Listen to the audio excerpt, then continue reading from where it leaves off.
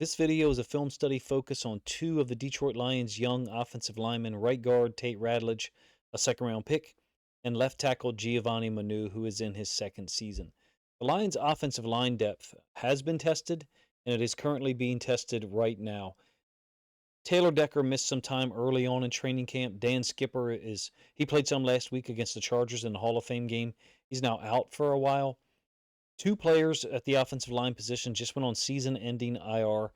Colby Sorsdahl and I believe Justin Herron. I'm not exactly sure where he was on the roster or what his place would have ended up being in terms of trying to make the roster. But overall, the depth is being challenged. After a really inconsistent, rough first half offensively against the Falcons, the offensive line had some questions that needed to be answered already, even outside of those injuries, things to fix, or at least address and focus on. Now that you've lost two guys, they've recently signed a couple of other new players to come in. The straits are not dire, in my opinion. Two bright spots in this game, and that was Tate Ratledge and Giovanni Manu. I'm going to review some of the film, not all, to give you an idea of either A, the quality of their play, or B, the improvements that Manu has made and the unique differences in their styles, which I think points to a high-level teaching strategy and approach by Hank Fraley and the offensive line staff. This film was made available a little bit later than normal. It was later Saturday night before I was able to acquire it, and I recorded it Sunday in anticipation of a video for Monday morning, so I recognize that it's a little bit late. In terms of Ratledge, very solid, quick and smart. He's not overpowering all the time, don't get me wrong, but I think strong enough to get the job done in pretty much all cases. I think he'll benefit or look best on combo blocks or zone schemes where he can work with an offensive lineman next to him and then move up to the second level. If he's going to play right guard next to Penei Sewell on those combo or zone or even outside zone / stretch concepts, I think he's going to shine. Manu, I'm not going to compare him to Ratledge here right this moment. I'm going to compare him to last year. Seems under control far more often. Better at anchoring down in pass pro. I think I had a decent idea last week on his pass pro methods and what Fraley is teaching him. I would compare it to like that old Packers style from like I think it's 2017, 18, 19, somewhere in there where pretty much almost all of their guys were accepting the blow into their chest first and then kind of timing up their strike, their outside hands on the outside of the defensive lineman or the pass rusher's frame of his body to gain control, latch on, and anchor down. Essentially, you had a universal technique used by that Packers offensive line for a couple of years. Maybe it wasn't all five guys on every single snap, but to generalize, that's what you got. Manu, with his large frame, long arms, and huge stature, seems to be trying to put that to good use. Essentially, they've simplified his pass pro, in my opinion, such that he'll see a tighter net or array of possible pass rush moves overall.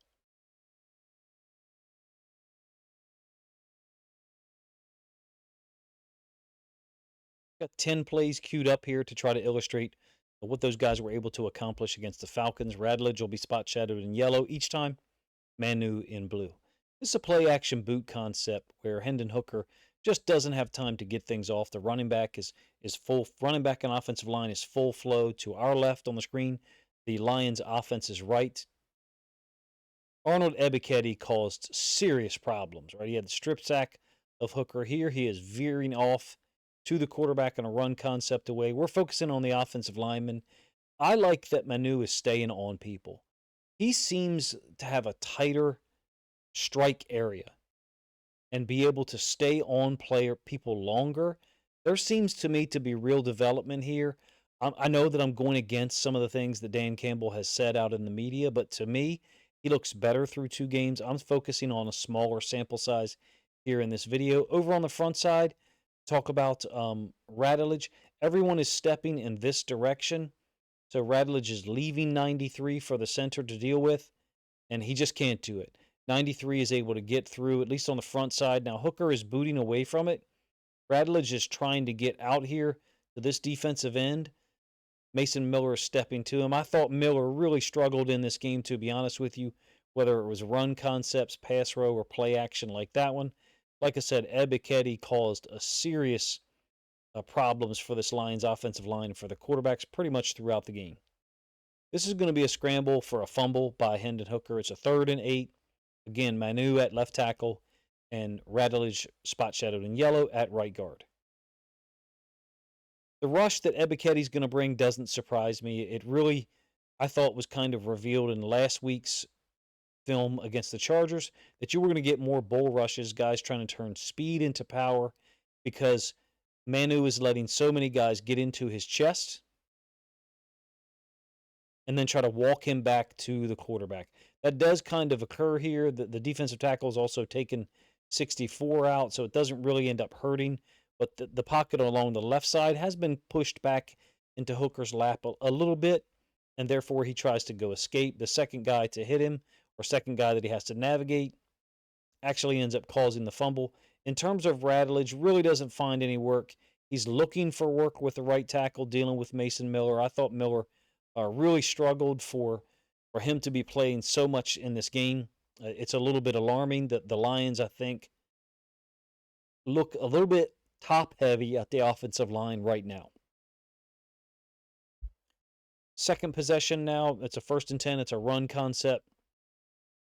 Manu is stepping to, that's Jalen Walker that he's dealing with, the Falcons' 1st-round pick. And then Ratledge is going down onto the nose tackle. Really nothing gets accomplished here for a couple of reasons. Number one, Miller, I hate to keep mentioning this, but the defensive tackle swims over the top of him, essentially disappears. Great recognition by 95. Miller falls down, and he falls down into a defensive lineman, also falls down into Ratledge. Creates a real mess of things right there. Running back really has nowhere to go. 74 also, I think, is struggling on this particular play. In terms of Manu, locked up with Jalen Walker over there. Jalen Walker was one of my favorite players coming into the draft.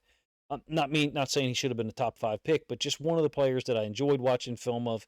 Manu showed well in his matchups against Walker from a size and strength standpoint. Maybe that's just a better suited opposition for him. Someone who would rely on speed rushes or maybe athletic movements, and they just can't overwhelm Manu's size, strength, and long arm. Still the second possession. This is a scramble by Hooker for a 1st down. I will talk about the design of this pass concept and how it opened up that right side of the field for Hooker, but really it's the left-hand side of our television or of our screen as we're watching it right now. Focus on Manu against Jalen Walker. Really shuts everything down. Walker tries to get like a 2-hand chop or swat, I guess, and Manu doesn't allow him to do so. Manu kind of tries to initially retract his arm and then decides to stab Walker with it. His left, I'm talking about Manu's left outside arm. Over on the front side or our left-hand side of the screen, look at Ratledge getting his eyes to the outside, basically allowing the defensive tackle to work on the center one-on-one. And the chip block by Zylstra knocks the defensive end into the defensive tackle. Ratledge, really fortunate there to be able to ease out of this one with 99. We'll look at the all-22 angle of this play, not from an offensive line standpoint, but just the design implementation of it, how they've really created or opened up that side of the field for Hendon Hooker. It sure does help, obviously, that the defensive end to the bottom side of the screen ends up getting KO'd by the chip block from Zylstra. The routes pull the boundary side corner. Little drag by Zylstra after he chips. Pulls the boundary side corner. Additionally, I think it's Kennedy's kind of climb concept. Holds this safety. So when Hooker gets out of there to the right-hand side, absolutely all over. Also, check out the wall that Manu has created versus Walker from the end zone. It's mostly best case scenario, or best practice, I should say, to look at pass pro from the end zone angle. But in this case, you get a real idea of what Manu was able to do against Jalen Walker. Anchor down, really, if you can't beat him with a bull rush, if you can't threaten him with it seriously, Manu's style, at least as I think I understand it right now, has been effective. You're more than welcome to let me know what plays I've omitted of Manu that that presented him in a negative light. I'm only showing 10 plays here, so I recognize that I've left open the possibility for something negative that occurred later on in the game that I do not present to you here in this film study video. Unfortunate call on Tesla here. I don't think this is offensive pass interference. Just a snag wheel concept. To me, he's doing what he's trained to do. He's getting to his route, turning, looking at the quarterback, putting his hands up to present a target, and then the wheel to Reynolds is wide open. Hooker kind of stares it down a little bit, makes it really easy for the safety to get over there. There's he's got to look to get his read, but if he's predetermined where he's going with the football, then you got to look the safety off a little bit. It really ends up being a buddy pass, in my opinion. I don't think Tesla should have been called for offensive pass interference. I wouldn't have a problem if the safety was not called for a hit on a defenseless receiver, because I think it's a bullshit rule anyway. But it is correct application of it as the NFL wants the game enforced nowadays. Let's talk about the pass pro here on this play. You got Ratledge stepping down on defensive tackle. And then the way that this works out from a pass pro standpoint, Manu thinks he's dealing with Walker, the edge defender, but 33, the safety, really is a nickel, walks up into the screen.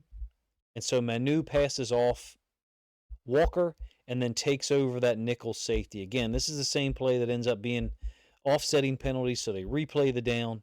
Another clean loss over here at right tackle. I'm really belaboring the point there. We want to focus on Ratledge. Ratledge is trying to win when he's got a draw. So you got defensive tackle here, stunting inside. You draw that one in another color that shows up better. Stunting inside.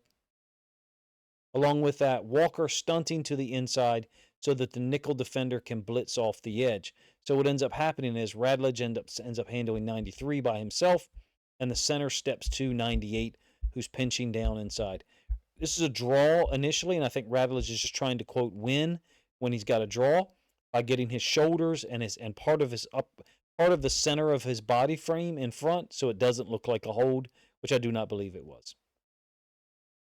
Second possession, still a 2nd and 10.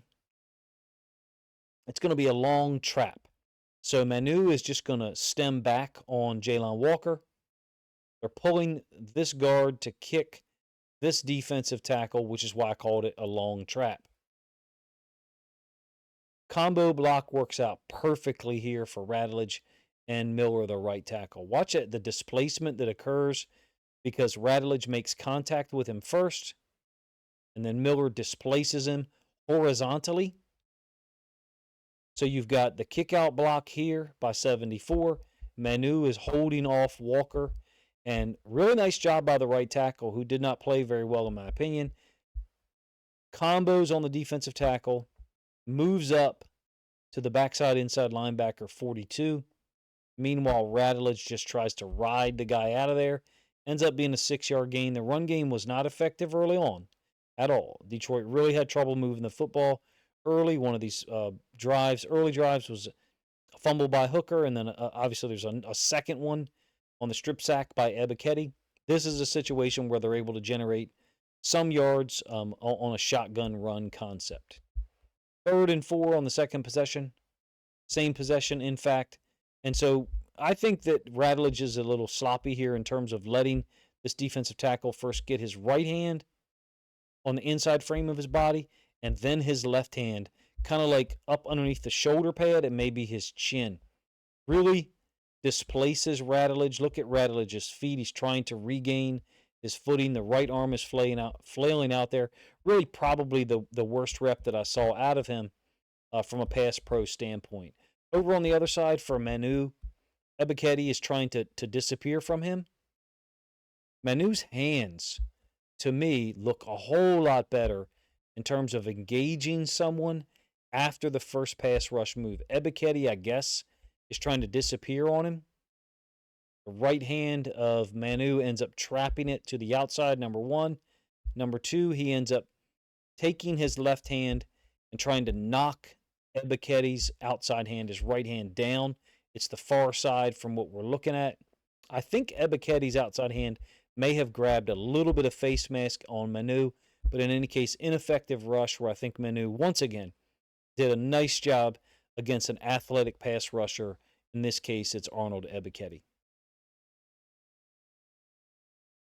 Fourth possession now, 1st and 10, another run concept. The two lines that are illustrated is the field side safety, really the safety to the top side of our screen in purple, and then the boundary side corner or the corner to the bottom side. The ball's in the middle of the field. So there's really no field or boundary side guy. But anytime you see 11 personnel bunch or trips, ball in the middle of the field, the nickel set to that side, they're treating that like the field side. It's the passing strength, right? It's a 3-by-1 formation. The Lions and Morton seem to love this running back path under center. Kind of like a duo path, if you will, or at least it resembles duo in the beginning.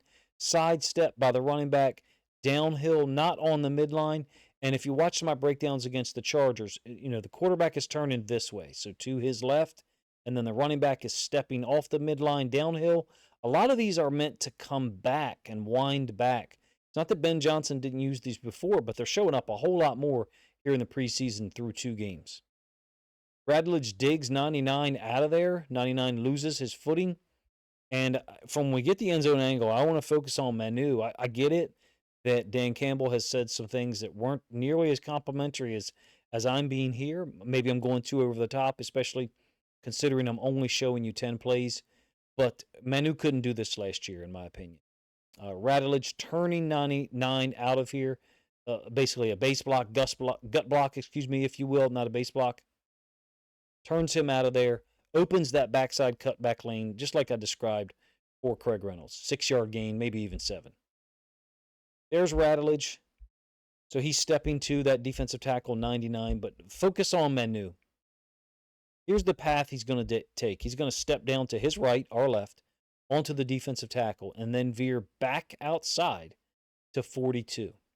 I don't believe he could have done this last year. He looks like he's lost weight to me, and he probably hasn't lost weight. He just looks thinner to me than maybe we saw last year, even for his size, 6'8" or maybe even 6'9". I think he looks a whole heck of a lot better. You're more than welcome to disagree with me in the comment section. As far as Ratledge goes, he dumps this guy over. Tesla comes in like a bat out of hell and smacks the safety. Manu looks like a different player, in my opinion, someone that we should be excited about, especially given the depth situation that the Lions' offensive line is encountering right now.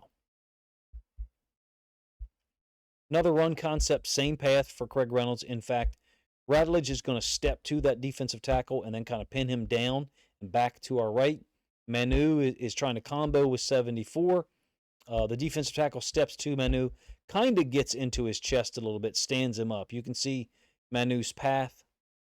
It's interrupted by that D-tackle stepping out to him. Ratledge gets up underneath of the other D-tackle over here on the other side. Those two guys, a little bit of belly bumping, I guess, if you want to call it that, you can. And then Ratledge is able to turn and ride him out of there. Look at the horizontal movement that he gets. That guy is really on skates right here and still right here, being pushed back into the right tackle for the Lions. Miller and the opposite side edge defender, which I believe is Jalen Walker. I think that one went down for a 6-yard gain as well.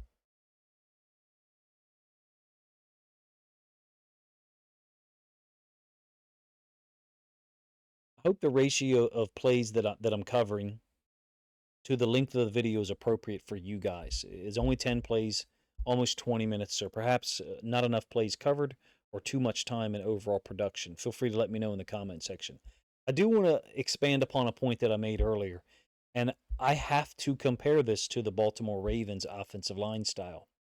This is 2 different players, Ratledge and Manu. In terms of body size, physical attributes for their individual position, they seem to have been coached in an individual manner, something that tailors to their frame and their unique skills. You've got Ratledge's quickness, his smarts, his ability to reorient during the play, specifically get his hips worked around to the side such that he gets his butt into the running lane or to the hole that the ball is designed to go into, especially if it's one of those wind back runs.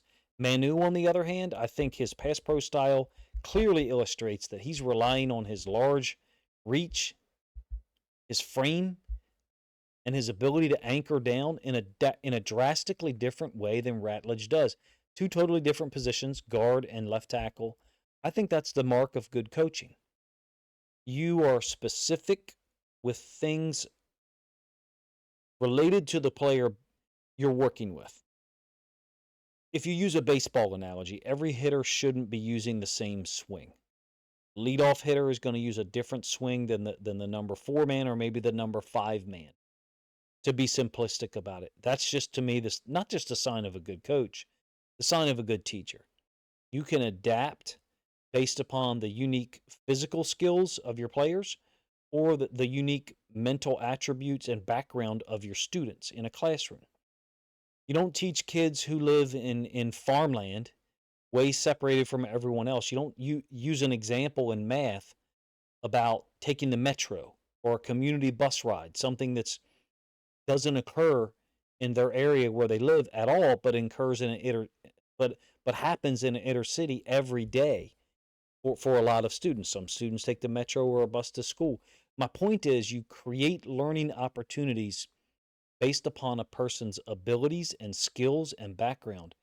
Ratledge and Manu are drastically different linemen from a body frame standpoint, and to me, Hank Fraley is custom building his guys, and I'm using Manu in particular to parlay into a larger point that you may not like. If you don't, feel free to let me know in the comment section, but the reason why that thought is in my brain, I've watched the Baltimore Ravens for the last 2 years, maybe even 3, not have that type of mentality from a pass pro standpoint. Everybody pretty much uses the same techniques, and in some cases, that universal technique doesn't help a certain player with body attributes that are different from a guy like Manu or Ratledge or Ronnie Stanley or Kevin Zeitler. I maybe didn't get to my exclamation point there. With that one, probably my reach is out exceeding my grasp in terms of trying to explain it to you guys. I have a thought there. If you can complete it for me in a better way in the comment section, a more efficient manner than I just tried to, go right ahead. I welcome that. If you enjoyed the video, please let me know in the comment section as well.